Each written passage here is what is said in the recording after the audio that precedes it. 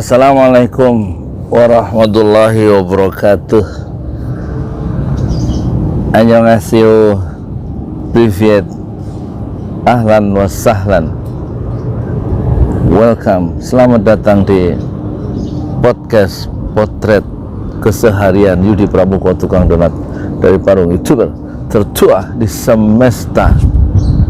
Hidup hanya untuk mendorong, hidup tidak seperti yang kita inginkan, hidup tidak seperti yang kita bayangkan, hidup tidak seperti yang kita rencanakan, tapi hidup seperti yang kita jalani saja. Sebagaimana bangsa ini tidak seperti yang dibayangkan atau yang diinginkan oleh pendiri bangsa ini. Tentu pendiri bangsa ini ingin masyarakat itu sejahtera setelah penjajah ditendang secara politik, pulang ke negerinya, ke Jepang dan ke Belanda, dan kita merdeka secara politik. Tetapi ternyata kesejahteraan itu tampaknya tidak dirasakan oleh rakyat umumnya. Justru kekayaan itu beredar di antara orang-orang kaya, di antara mereka sendiri yang disebut kaum oligarki, dan itu tidak mencerminkan keinginan dari pendiri bangsa kita di masa lalu. Dan hidup tidak seperti yang mereka bayangkan, hidup seperti yang kita jalani sekarang.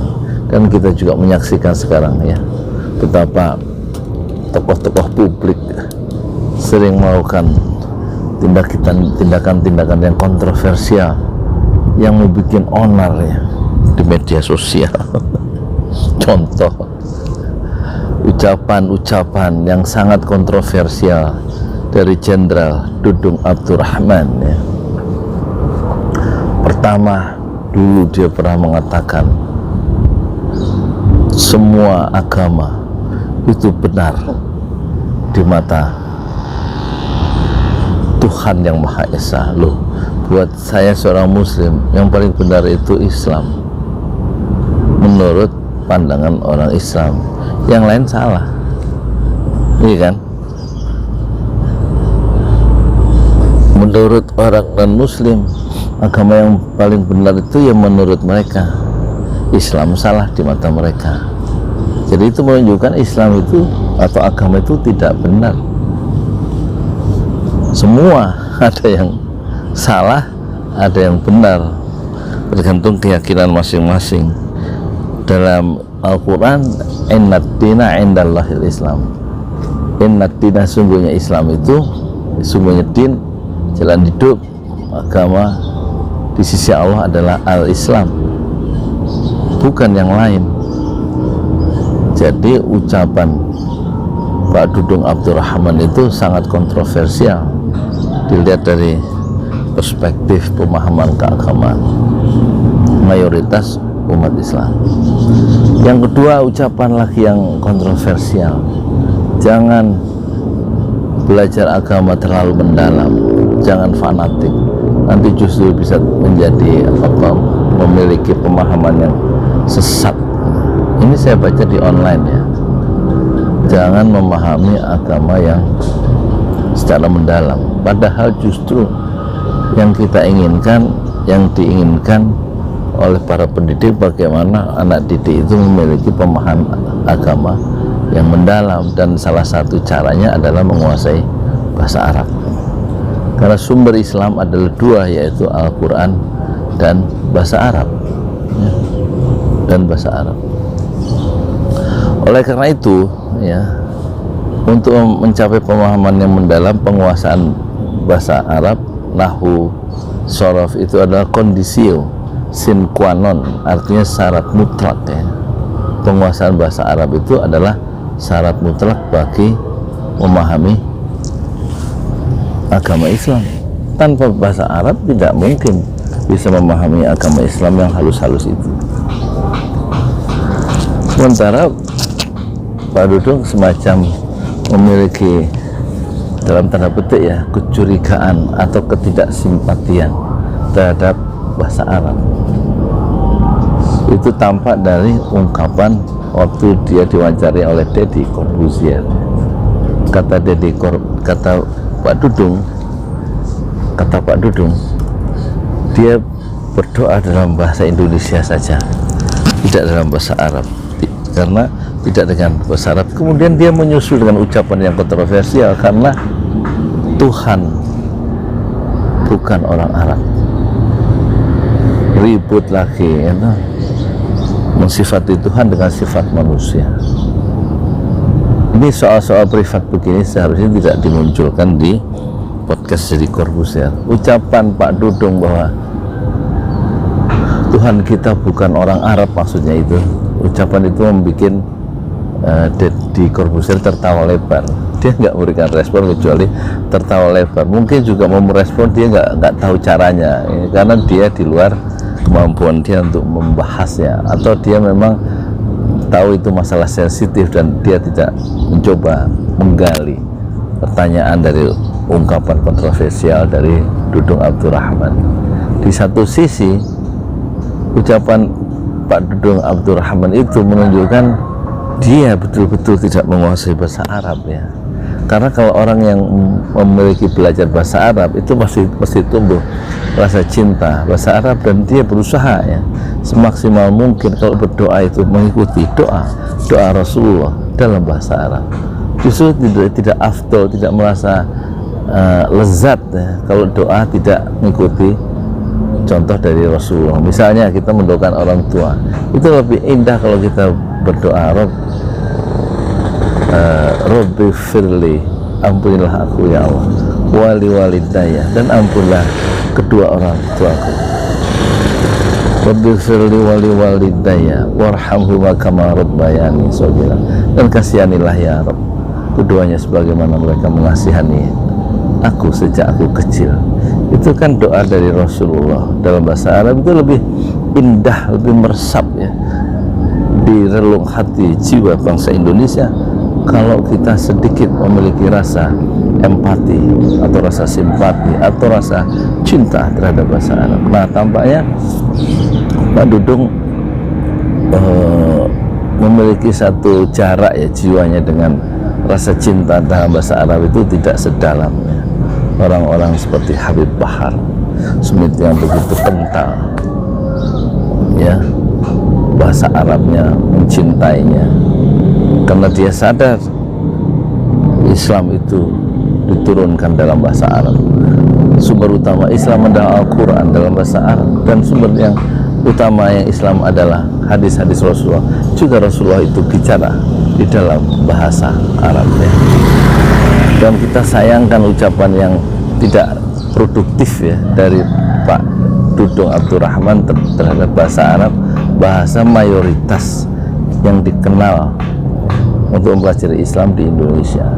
Itu sangat kontroversial. Terus ada lagi ucapan-ucapan yang seharusnya tidak keluar dari celah-celah bibir seorang tokoh publik seperti Pak Dudung Abdurrahman. Misalnya dia mengatakan apalagi itu KKB, kelompok kriminal bersenjata di Papua, itu adalah saudara kita.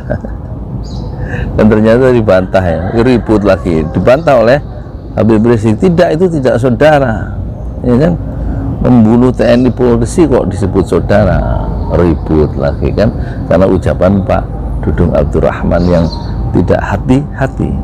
Dan ucapan Pak Dudung itu juga dikoreksi oleh Mahfud MD, sama orang-orang pemerintah, salah satu anggota kabinet, yaitu Menko Polhukam, yang saudara itu adalah orang Papua, tapi orang-orang KKB, kelompok kriminal bersenjata, bukan saudara.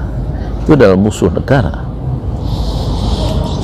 Dan ucapan-ucapan kontroversial yang lain atau tindakan-tindakan kontroversial lain sebelumnya adalah menurunkan seorang TNI, menurunkan baliho dari Habib Rizik yang saat datang dari Indonesia itu begitu dielu-elukan oleh umat Islam, ya, diturunkan. Dan ini membuat satu, ya, perasaan-perasaan yang tidak nyaman bagi orang-orang yang sudah menantikan kedatangan Habib Rizik setelah diisolasi secara politik 3 tahun 7 bulan di Arab Saudi, tidak bisa pulang dan tidak diusahakan pulang oleh pemerintah dan tidak dibantu kepulangannya oleh pemerintah menurut ucapan Habib sendiri, karena mereka pulang menurut usaha dia bersama kolega-koleganya di Arab Saudi dan tidak mendapat bantuan dari pemerintah, padahal Habib Rizik adalah warga negara Indonesia yang sah.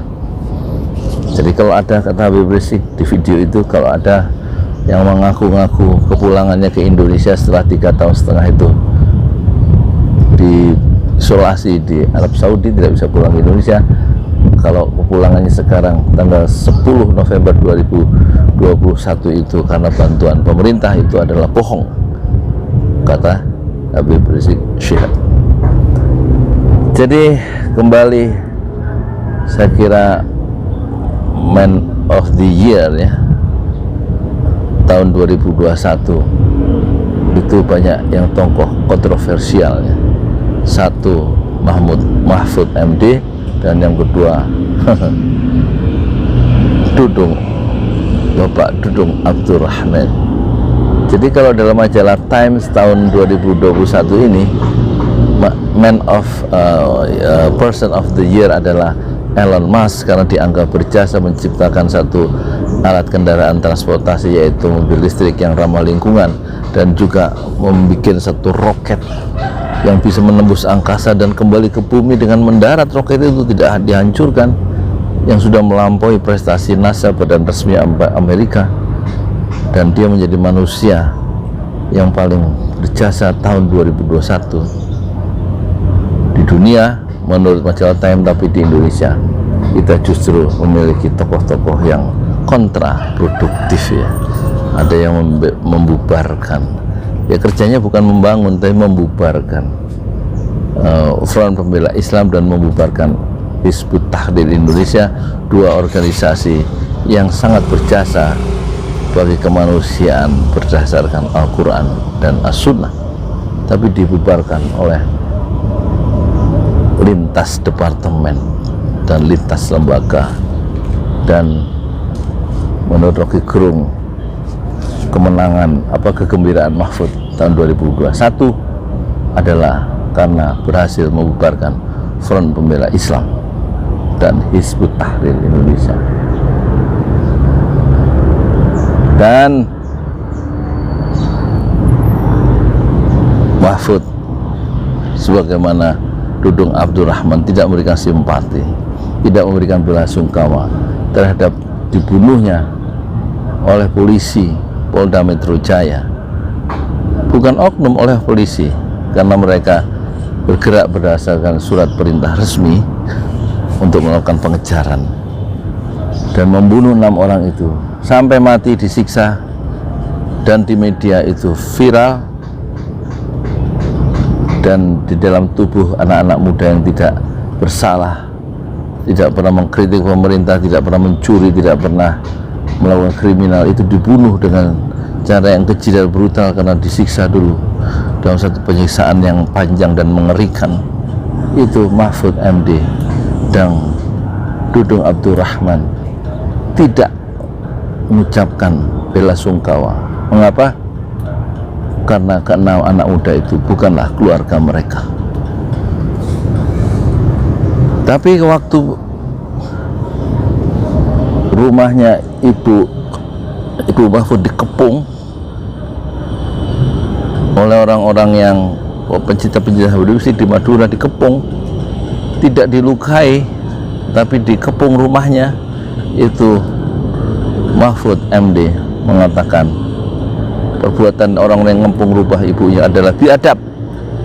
Tetapi pembunuhan terhadap 6 orang warga negara Indonesia dari Front Pembela Islam tidak disebut biadab oleh Mahfud MD. Kenapa? Karena bukan anggota keluarga mereka, bukan keluarga Mahfud MD. Nah, kita sayangkan ya, pejabat-pejabat publik yang memiliki sikap yang tidak empati terhadap penderitaan rakyat, terhadap matinya 6 orang itu, wafatnya 6 orang itu kalau dibunuh secara keji, tidak ada rasa simpati, belasungkawa dari pemerintah atau atas nama pemerintah. Itulah yang membuat kita bertanya-tanya, pemerintah itu diadakan untuk apa? untuk mensejahterakan rakyat atau untuk menyengsarakan rakyat? Menyengsarakan rakyat. Ya udah gitu aja, saya ada di Danau Setu ya. 3 tahun yang lalu saya mulai karir sebagai YouTuber di sini dulu ya Pak, akhir 31 Desember 2018 2018 3 tahun yang lalu saya membuat 30 video tentang Rocky Gerung di sini, dan saya membuat 100 video tentang Prabowo di sini. Dan sekarang Prabowo menyeberang ke seberang danau ini. Hidup untuk mendorong, hidup tidak seperti yang kita inginkan, hidup tidak seperti yang kita bayangkan, hidup tidak seperti yang kita persepsikan, tapi hidup seperti yang kita jalani saja. Saya Yudi Pramuko, tukang donat dari Parung Bijukan, terdoa di semesta fasbir sobrun jamil, bersabarlah dengan kesabaran yang indah. Assalamualaikum warahmatullahi wabarakatuh.